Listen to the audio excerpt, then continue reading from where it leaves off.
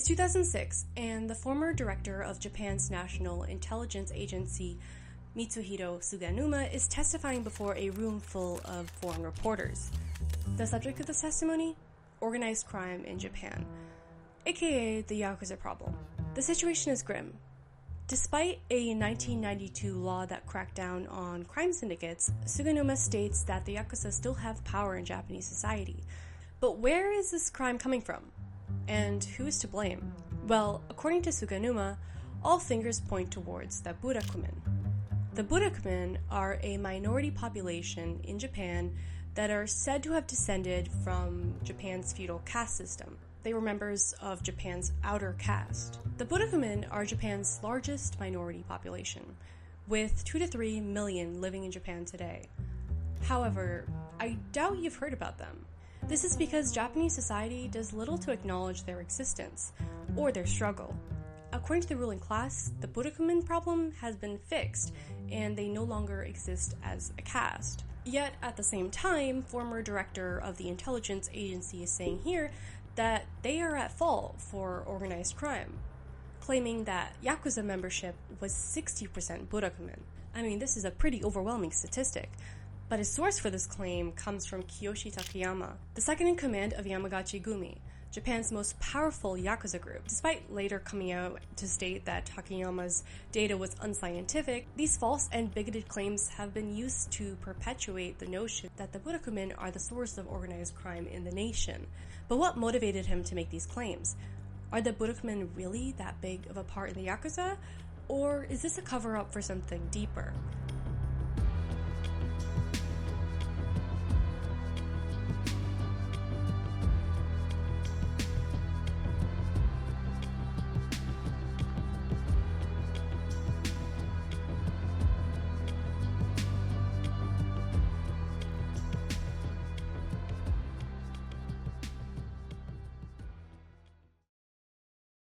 Before I get into this video, I want to give a big thank you to my patrons who make this video possible. If you guys would like to support my channel further, I have linked my Patreon down in the description box of this video, or you can go on patreon.com/MeekaLaFay. If that's not in your means, feel free to subscribe to my channel. That's another way of supporting me. I'm sorry for the long wait between these videos. I've been finishing up my thesis this semester and researching grad school, so I've barely had the time to write, but that's going to be done in around 2 weeks. So then I can get back to publishing more stuff, and I'm very excited to do so. Thank you once again to all of you guys and my patrons, and yeah, I hope you guys enjoy this video.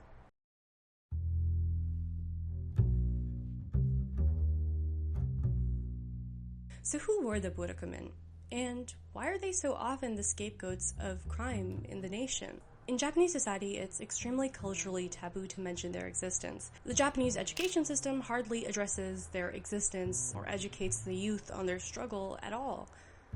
But it hasn't always been like this.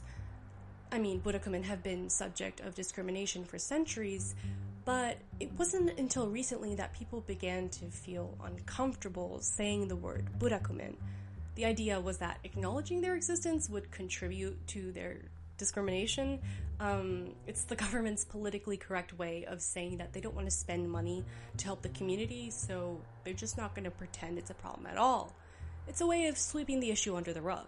Furthermore, since the Burakumin are ethnically and culturally Japanese, they are an invisible minority that struggles to have a voice in politics and in society as a whole. It's important to understand that the Burakumin are not a fixed social class in Japanese history. There aren't any essential characteristics that makes them different. Rather, the Burakumin are united in their shared experience of facing discrimination. It's a modern term used to group people who have experienced similar discrimination throughout history.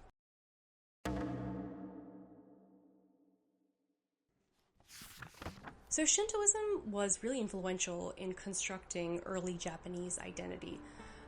In the Nara period, or the 8th century, Buddhism was introduced to Japan from China. The hybrid of Shintoism and Buddhism created a distinct social hierarchy when it came to ritual purity.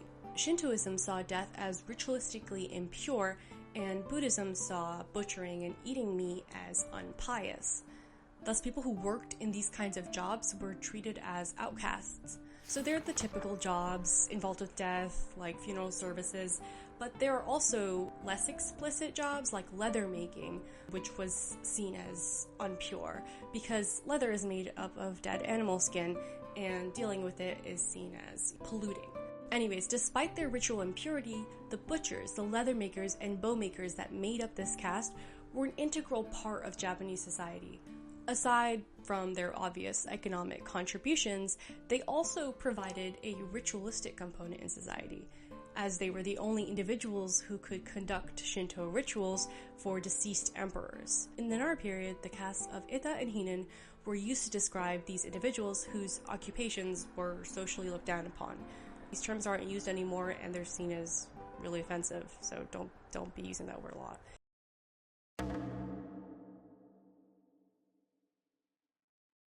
When the military leader Tokugawa Ieyasu came to power in the 1600s, the social hierarchy was strengthened and institutionalized. Japan became a country that was closed off from the rest of the world. Focus was directed inwardly. The shogunate was a military government that centralized Japan through military might and made sure that local leaders, aka daimyo, were loyal to the main seat of power. However, the shogun's power was dependent on maintaining a strong military presence, and a strong military needs equipment such as leather armor. As the need for leather armor increased, the amount of leather workers increased as well. More and more people were employed in this ritualistically unpure occupation, which led to a greater number of societal outcasts. Furthermore, Japan under the shogun saw an increase in job specialization, but this influx of new occupations had to fit into the social hierarchy as well. Now it wasn't just the executioners, butchers, and leather makers at the margins of society, but entertainers and prostitutes were also looped into this category. In order to maintain a rigid social hierarchy, these workers were increasingly segregated.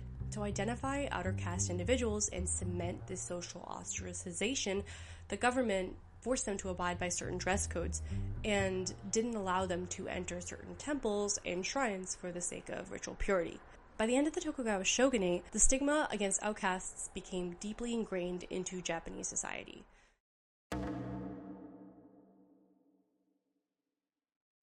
$200 later, Japan experienced the Meiji Restoration of 1868. The nation opened up its borders to the world economy and invested heavily in modernization and industrialization. This period saw Japan go from a feudal to an industrialized economy, and so the Japanese government had to reinvent its social hierarchy. Influenced by the models of foreign nations, Japan sought a more egalitarian society, at least on paper. In the Emancipation Edict of 1871, the social distinctions of outcast groups were abolished, such as Eta and Hinen, and they were regrouped to be included in the commoner class. However, this was more of an aesthetic choice. The edict didn't systemically change the discrimination faced by these castes, and the number of people that fell within this caste actually increased substantially because the Industrial Revolution created a lot more Japanese bodies and required a larger labor force. One example of this can be found in an article by Akira Kobayakawa. In this article, he describes the Meiji government's plan to create a naval station in the community of Maizuru, which was a historically agricultural-based town. However, the residents of Maizuru were difficult to recruit, given their strong loyalties to agriculture and their disdain for non-agricultural work. So the city needed outside labor. However, neither the companies nor the government were willing to provide permanent housing for these workers. So those who migrated to work in Maizuru created their own squats on undesirable land, such as human waste dumps and the land near cemeteries. The homeless and desperate also found shelter in these lands, and they soon developed into shantytowns that the Maizuru agricultural workers called buraku. The term buraku was a modern word that literally translates to hamlet or small part of a village. As the quantity of these units increased, the identity of its residents became increasingly tied to the land. When referring to somebody who lived in this town, you would call them a buraku. Since the land was considered undesirable, the word buraku was used as an insult to describe its residents. Japan's Taisho era began in 1912, when Emperor Taisho came to the throne. This period was marked by a shift from oligarchy to liberal democracy. People sought to create a broader representational government, and more Japanese people were able to vote. In the 1910s and 20s, Japan experienced massive amounts of inflation, and people were not able to afford to put food on the table. A massive strike occurred because of this, and an organized socialist movement, inspired by the Bolsheviks, began to emerge out of Japan. The lowest classes and castes of society began to organize politically and form groups to fight for their rights. One of these organizations was the National Levelers Association. In the 1930s, the Ita, Hinen, and new members of Buraku communities came together and named themselves Burakumin. So what the Japanese consider to be Burakumin today were not exactly what they were in the past. Japan's modernization and shift towards industrialized capitalism changed what it meant to be outer caste. As time went on, more and more occupations fell under this umbrella, including day laborers and sex workers. The popular history of Burakumin origins is tied to its feudal past. It's one that treats the group as a fixed caste, one that was unaffected by modernization. But this cannot be farther from the truth.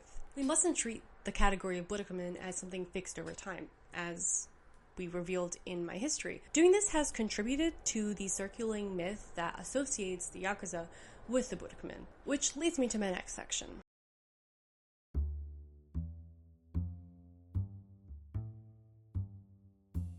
For most Westerners, the word Yakuza conjures up visions of Japanese men with severed fingers who are covered in tattoos, the descendants of a samurai warrior class, ruthlessly violent but noble outlaws, a Robin Hood group in Japanese society. This exoticized and romantic portrayal of the Yakuza was a product of fragmented knowledge and stereotypical views of East Asian crime. In 1986, David E. Kaplan published the book The Yakuza, Japan's Criminal Underworld. For the Western world, this text was the first deep dive into Japan's world of organized crime. Kaplan's book helped fill in the gaps in popular understanding with a comprehensive history on the subject. He challenged the fictionalized narratives of the Yakuza and demystified their origins. He revealed that these crime syndicates rose to power in the post-war period by working closely with the right-wing government. This allowed them to embed themselves deeply into Japanese politics and capitalist society. He begins by tracing the origins of the Yakuza to the tekiya, or street peddlers, and the bakuto, or traditional gamblers. You see, when the Tokugawa shogunate came to power in the 1603, he imposed a rigid social hierarchy that pushed commoners and societal deviants further into the margins of society. Anyways, feudal Japan provided little opportunity to the common people, so the tekiya and the bakuto created an underground economy that operated outside of the confines of the feudal system. The tekiya were merchants from commoner or outcast backgrounds who sold counterfeit items to the underclass. They essentially created an underground economy for those of non-noble background to partake in. The bakuto, on the other hand, were gambling gangs that exploited commoners. They were made up of merchants and nobles who wanted to profit from this underground economy. They targeted the vulnerable poor into their illegal gambling schemes, and would often deceive them into losing a lot of money. While the operations and power of the early Yakuza are very different from the Yakuza today, historians consider them the original members.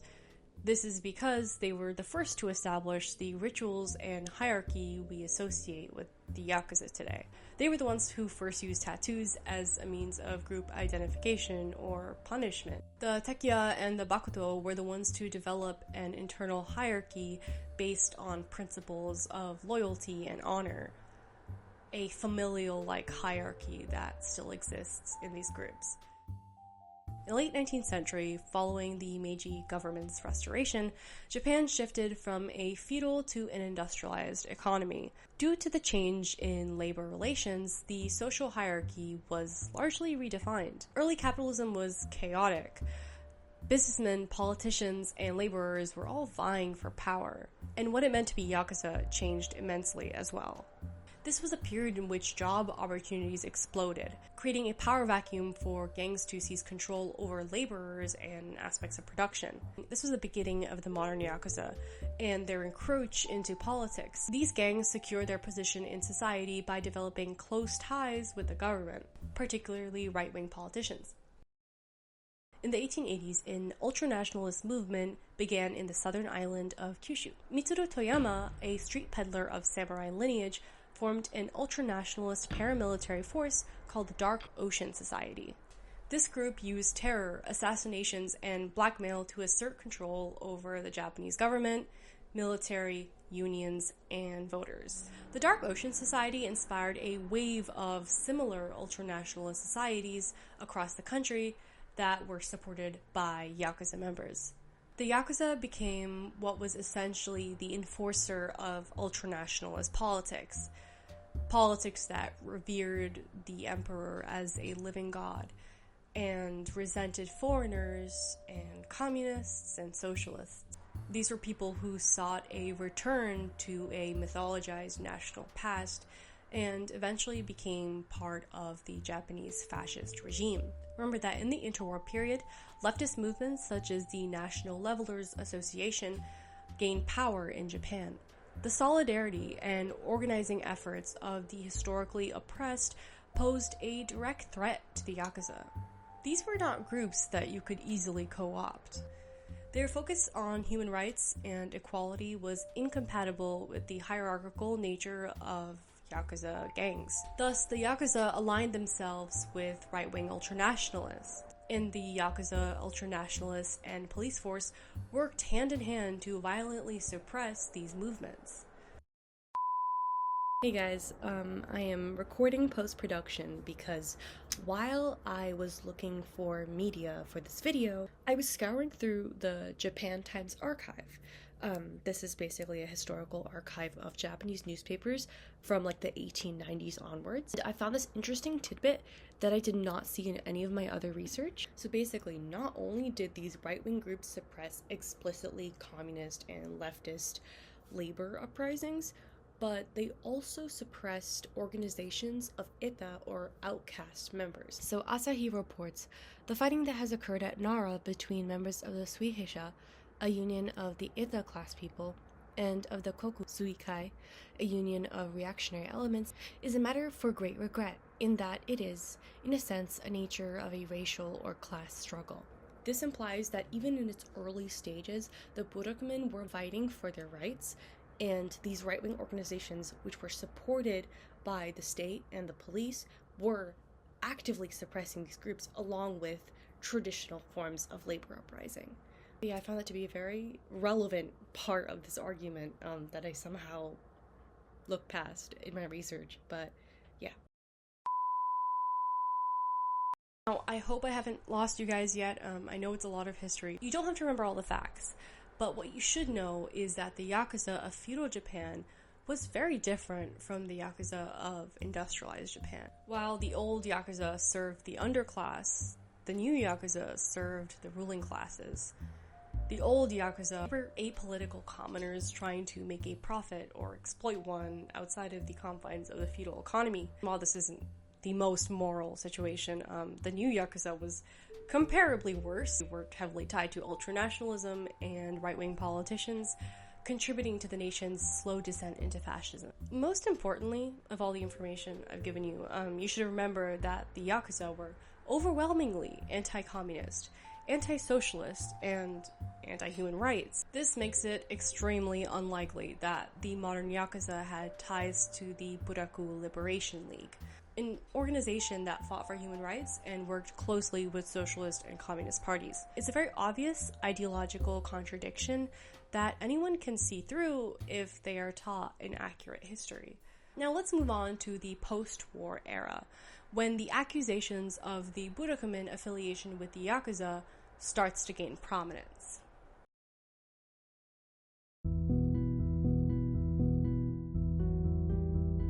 The Empire of Japan surrendered to the Allied powers on September 2nd, 1945.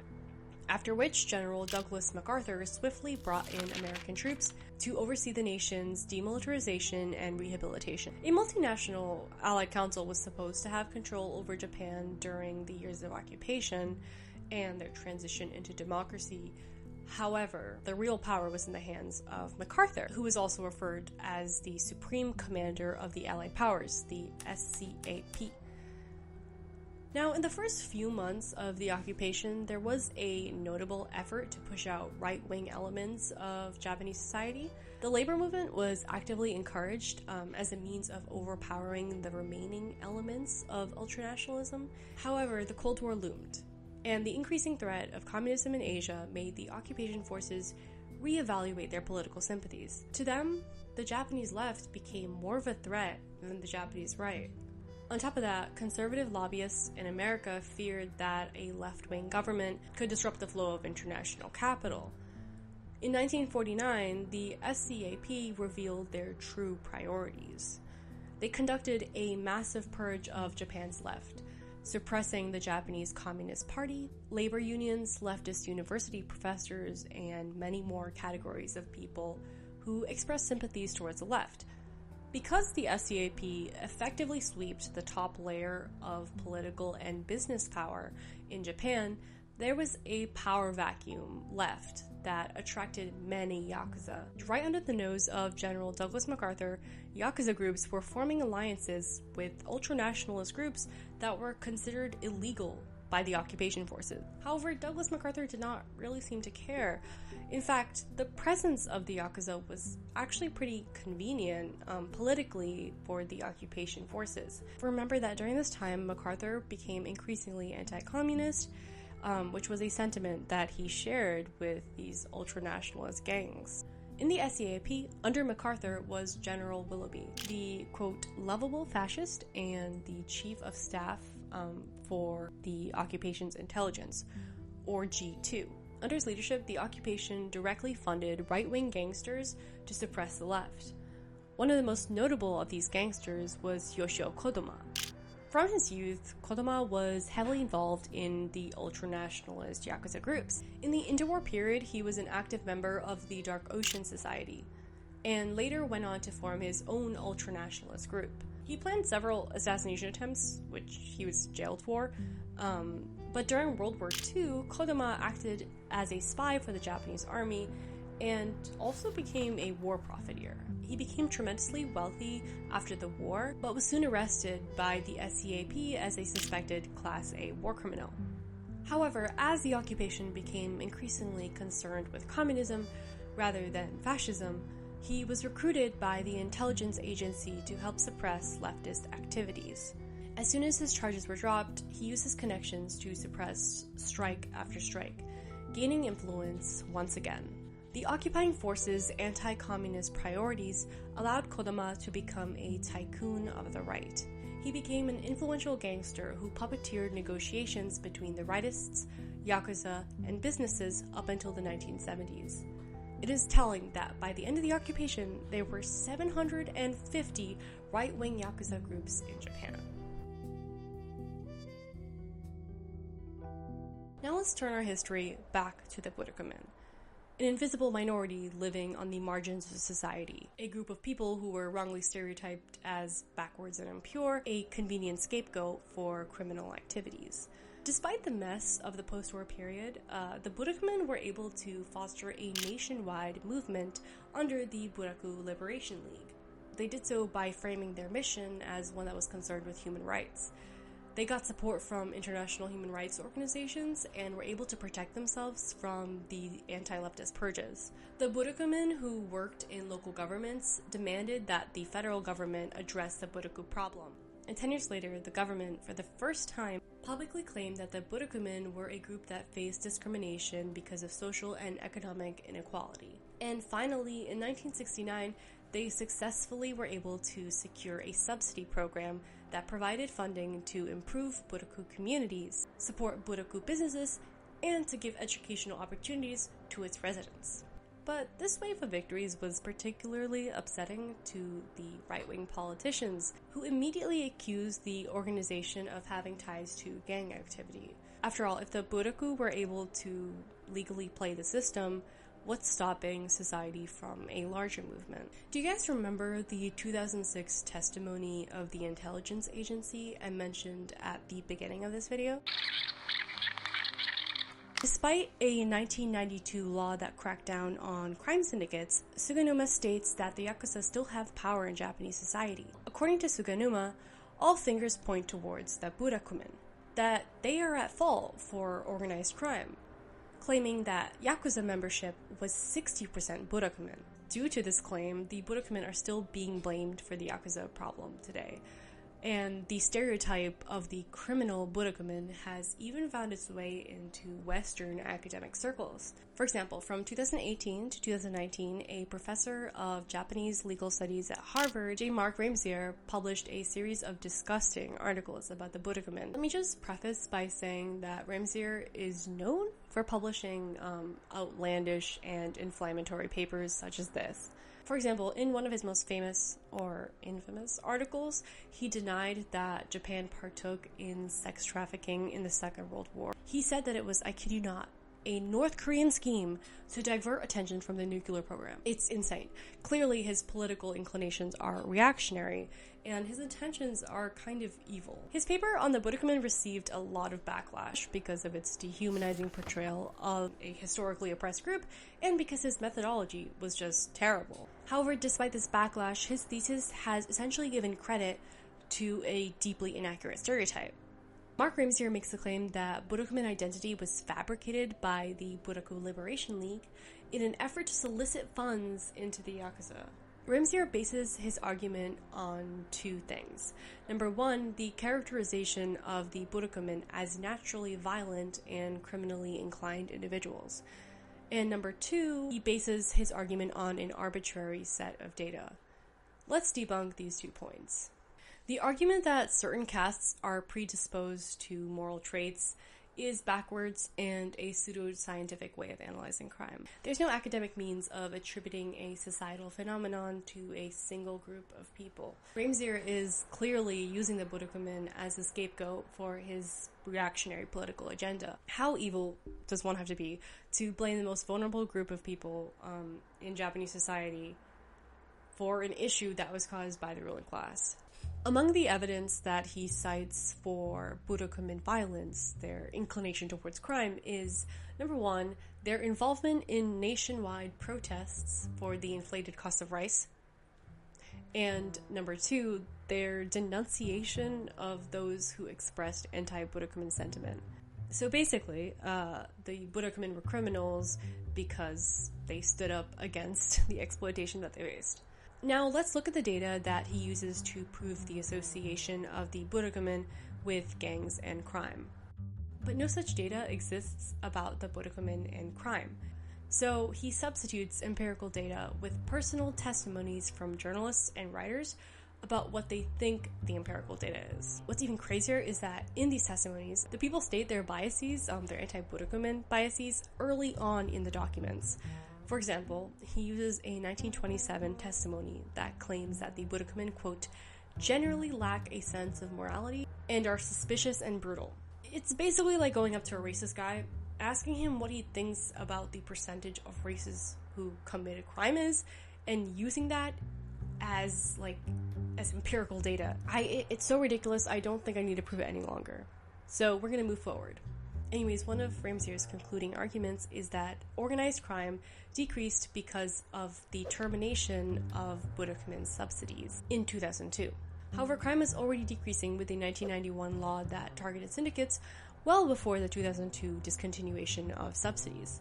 The termination of the subsidy program revived the Burakumin poverty cycle, making job opportunities and academic achievement difficult once again. Since the end of this program, efforts to educate the public on Burakumin discrimination have decreased, and mentioning their existence at all is a cultural taboo. Apparently, if you mention the Burakumin people, it will encourage bigotry. It's like when a white person says they see no color. Government basically acts as though the problem has been solved, but this is far from the case. According to Andrew Rankin, quote, "A century later, the connection between the Yakuza and Burakumin remains strong in the public consciousness. In Japanese libraries, books on the Yakuza are invariably stacked alongside books on the Burakumin, as if they address the same fundamental issue. The Yakuza themselves exploit the situation by posing as Burakumin rights groups and pressuring businesses to pay them compensation or hush money. So despite Japan's claims to be a casteless society that got rid of the Burakumin problem a long time ago, this group still faces discrimination in education, housing, occupation, and marriage. Furthermore, their homes are often vandalized with offensive images and language. They face harassment online and in real life, and they're often scapegoated for the crimes of other people.